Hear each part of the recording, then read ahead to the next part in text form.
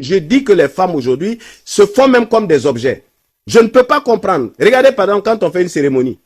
C'est toujours des filles qu'on s'en va prendre pour aller, elles s'habillent bien et pour choisir des filles dans un certain gabarit, on vient aligner comme des fleurs, c'est-à-dire c'est des objets et puis les hommes viennent passer. Et puis on vous paye pour ça. Alors, vous voulez qu'on vous considère comme quoi? Des objets? Pourquoi ils n'alignent pas les garçons pour faire ça? Alors, donc je dis d'abord, les femmes doivent se mettre à leur place, se responsabiliser. Une femme n'est pas un objet. Une femme est une mère. Une femme est un agent de développement économique, social, moral. Donc, quand la femme n'a pas compris ça, ce n'est pas la peine. Quand je dis qu'elle est comment on appelle, du point de vue économique, c'est par la femme qu'un homme apprend à économiser.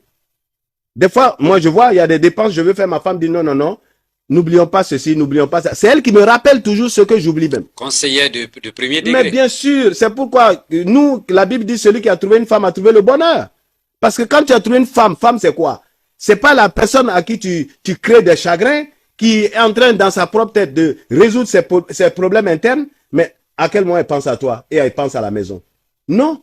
Si vous voulez une société développée, il faut d'abord tenir compte de la femme. C'est-à-dire, il faut donner à la femme une certaine confiance, parce que je vous dis, les femmes sont très importantes pour le problème de conseil.